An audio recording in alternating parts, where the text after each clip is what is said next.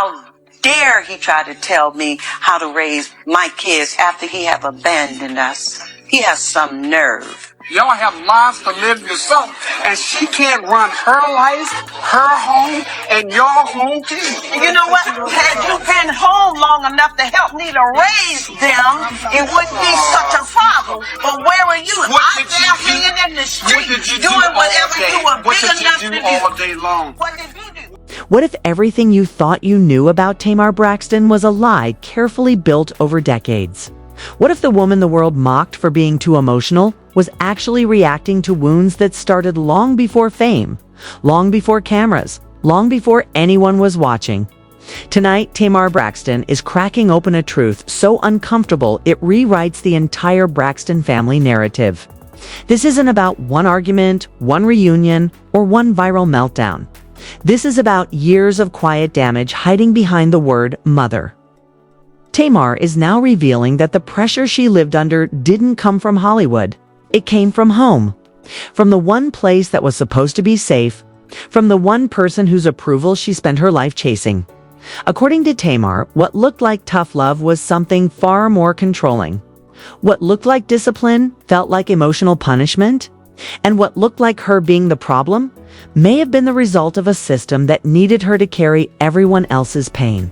Alleged leaked recordings, resurfaced family conversations, and insider whispers are now painting a chilling picture of a child taught to silence her feelings, an adult punished for expressing them, and a cycle that never stopped until she walked away. Suddenly, every breakdown looks different. Every outburst sounds like a warning. And every time Tamar was dismissed, something darker was being reinforced. Because when the same child is always labeled unstable, the question eventually changes. Is the child broken? Or are they reacting to something no one wants to admit? And if Tamar is finally telling the truth, then the most shocking revelation isn't what Evelyn did. It's how long everyone let it happen. For years. Tamar Braxton was presented to the world as the unstable one, the sister who couldn't control her emotions, the woman who turned every disagreement into a spectacle. That narrative followed her everywhere. From family dinners to television screens to social media comment sections where strangers felt entitled to diagnose her soul. But according to Tamar, that story didn't start when the cameras showed up.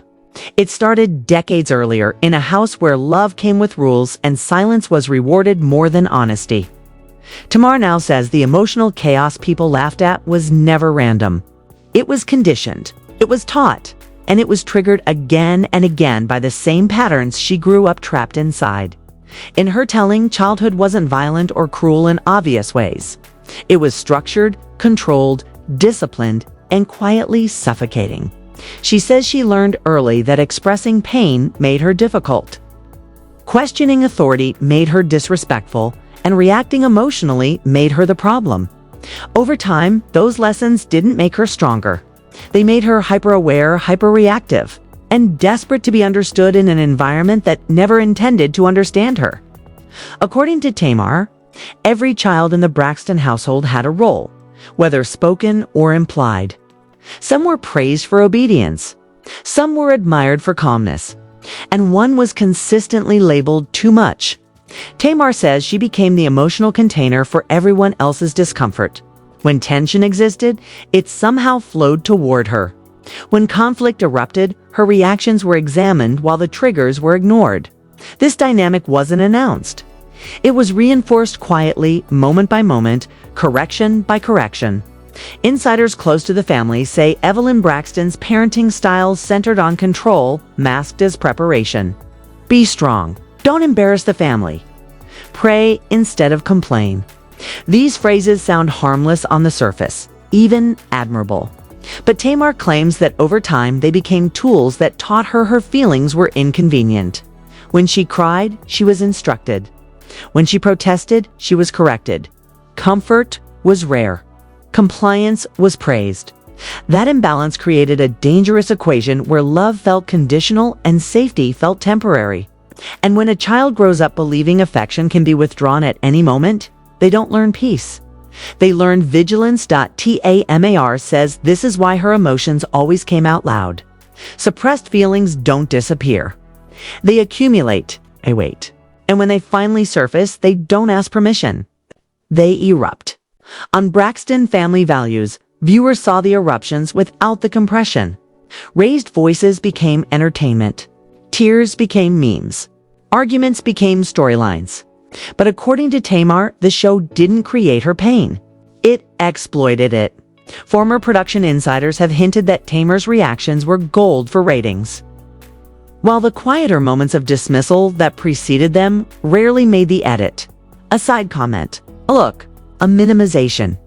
Those didn't slow down the scene enough to matter. What mattered was the explosion.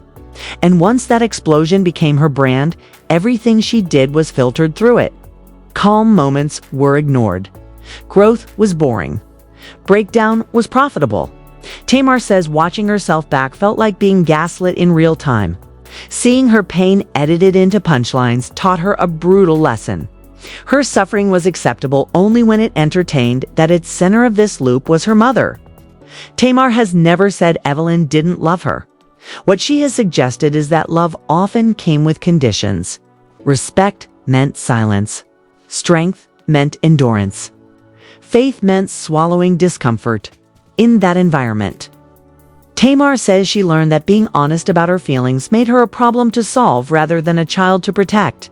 Family meetings often involved her emotions being discussed without her consent. Conversations happened about her instead of with her. And because Evelyn's voice carried authority, her assessments shaped everyone else's reactions. If Evelyn framed Tamar as dramatic, others followed. Not out of malice, but out of conditioning. That's how systems sustain themselves. No one questions the foundation. They adjust around it. Tamar became the adjustment. When she reacted, it confirmed the narrative. When she tried to explain, it sounded like excuses. When she went quiet, it was framed as attitude. There was no winning. Only surviving. Social media amplified everything. Fans felt comfortable mocking her because the show taught them to. Comment sections echoed the same words Tamar says she heard growing up. Too sensitive. It's too loud. Too emotional. She internalized it. She questioned herself. She wondered why she couldn't just be calmer like everyone else. But therapy and distance started to crack that illusion. Watching old episodes without the pressure to perform allowed her to see patterns she'd normalized. She saw herself being provoked, dismissed, corrected, and then blamed for reacting. That realization was devastating. It meant she wasn't broken. She was responding. And once that clicked, she couldn't unsee it. The label stopped fitting. The shame softened. And the anger transformed into clarity. According to Tamar, clarity is what truly threatened the family dynamic, because clarity removes the need to argue. It removes the need to perform pain loudly just to be heard. Insiders say the tension escalated when Tamar began setting boundaries quietly. She stopped explaining herself.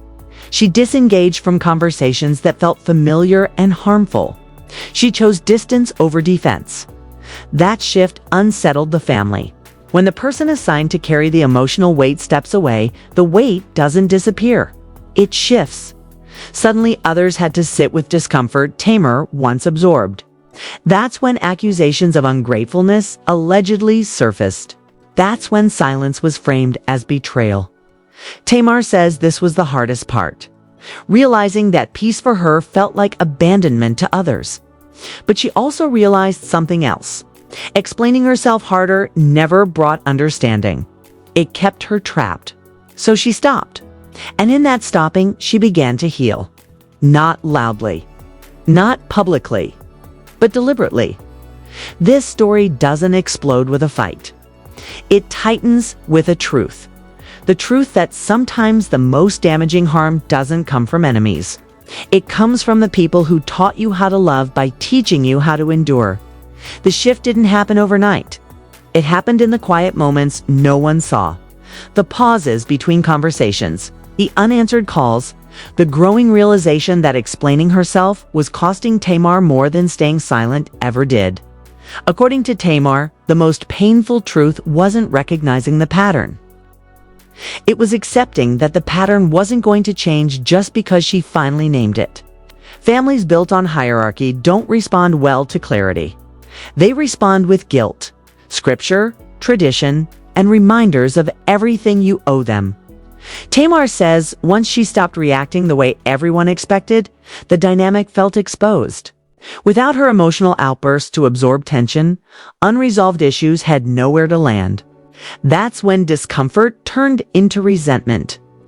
Insiders claim private conversations became colder, more formal, layered with spiritual language and reminders of respect. Love was still present, but it felt distant, conditional, measured. Tamar says that distance hurt, but it also confirmed what she'd been denying for years. Peace had always been available to her, but only if she stopped asking the people hurting her to validate her pain. Behind the scenes, whispers started circulating among extended family and friends. Some quietly admitted they'd noticed how Tamar was treated differently. Others brushed it off as personality clashes. That division alone spoke volumes. According to one insider, Tamar confronted Evelyn privately, not with accusations, but with memories. Specific moments, specific phrases, times she needed comfort and received correction instead. Witnesses say the conversation was calm but devastating. Evelyn allegedly responded the only way she knew how, by explaining her intentions: strength, discipline, preparation for a hard world. Tamar didn't deny those intentions. She questioned the impact. That distinction reportedly landed heavy in the room, because intent doesn't erase effect, and love, even when genuine, can still wound when it leaves no room for softness. That conversation didn't end in shouting. It ended in silence. And that silence changed everything. For the public, Tamar's transformation looked like maturity. Fewer outbursts, more restraint, less chaos. But insiders say the calm came from detachment, not resolution. She stopped expecting understanding from people who'd already decided who she was. She stopped performing pain for validation. That decision was misinterpreted by many as coldness or distance. Social media debates flared up again. Some fans praised her growth. Others accused her of abandoning her family. Reaction videos dissected her every move. Meanwhile, Evelyn continued to project strength and composure publicly, posting messages about faith, obedience, and resilience. The contrast was striking, and for those paying attention, unsettling. Because Tamar wasn't attacking. She wasn't exposing details recklessly. She was simply no longer participating in a narrative that required her to be the villain. Then came the leaks. Alleged unaired footage. Off-camera audio. Production notes hinting that certain confrontations were never meant to see the light of day. According to sources, there were moments where Tamar was calm, articulate, and deeply vulnerable. Moments that complicated the storyline producers relied on. Those moments were reportedly cut because they disrupted the emotional archetype viewers expected. When those whispers surfaced online, fans began rewatching old episodes differently. Comments shifted. Clips went viral showing Tamar being interrupted, dismissed, or corrected before reacting. The narrative started cracking. Not loudly, subtly, and that subtle shift was more dangerous than outrage. Because outrage can be dismissed. Revaluation cannot. Tamar says the hardest part of healing wasn't confronting her mother. It was grieving the version of motherhood she wished she'd had. The comfort, the softness, the unconditional reassurance that her emotions were safe. Grief doesn't look dramatic. It looks quiet and heavy. It looks like realizing that some questions will never get the answers you deserve. According to Tamar, once she accepted that, the need to fight disappeared. She didn't need to prove harm for it to be real. She didn't need public validation to justify her boundaries. She needed peace. And peace required space. That choice came with consequences. Invitations slowed. Communication changed. The family image remained intact publicly, but privately, something fundamental had shifted. The emotional scapegoat was gone. And without that role being filled, the system felt unbalanced. This is where Tamar's story becomes uncomfortable for everyone watching, because it asks a question most families avoid. What happens when the person labeled difficult stops carrying everyone else's discomfort? According to Tamar, the resistance she faced after stepping back confirmed what she'd always felt. Her role had been necessary, not because she was flawed, but because the system relied on her reactions to avoid accountability. When she removed herself, there was nothing left to distract from deeper issues. That's why silence felt threatening. That's why boundaries were framed as disrespect. Tamar wasn't breaking the family. She was breaking the pattern. And patterns don't dissolve quietly. They resist. Today, Tamar speaks with a calm that unsettles people who prefer her explosive. Her words aren't accusations. They're observations. She doesn't deny love. She names limitations. She doesn't demand apologies. She claims agency. That shift is powerful because it removes the drama people use to dismiss her. There's nothing to mock when someone speaks clearly. There's nothing to meme when pain is articulated without chaos. And that's why her story resonates beyond celebrity gossip. Because many people recognize themselves in it. The child labeled too sensitive. The adult blamed for reacting. The family that confuses control with care. Tamar didn't expose secrets to destroy anyone. She told her truth to free herself. This story doesn't end with reconciliation photos or tearful apologies.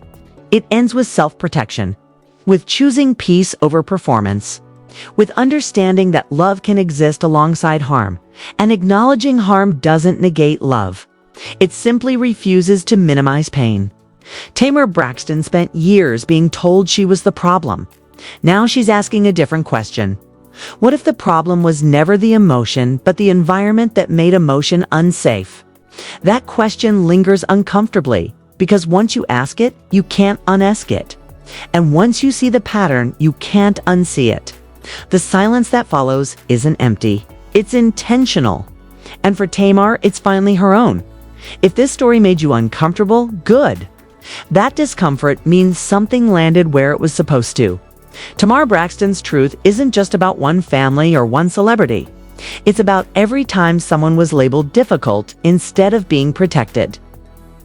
Dramatic instead of being heard. Emotional instead of being understood. And stories like this only matter if we talk about them. Silence is how these patterns survive.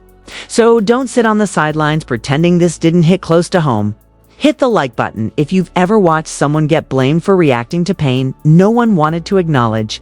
Subscribe right now if you want more stories that go beyond the surface and expose what reality TV never shows you.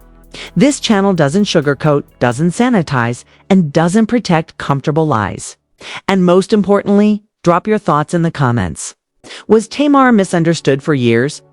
Or was this tough love taken too far? Where do you draw the line between discipline and control? And how many difficult people do you know who were just responding to environments that broke them slowly? Your voice matters here. Missing this conversation means letting the same narratives repeat unchecked. Engage, speak up, and stay connected. Because the stories that challenge the hardest truths are always the ones people try to ignore. Truths are always the ones people try to ignore.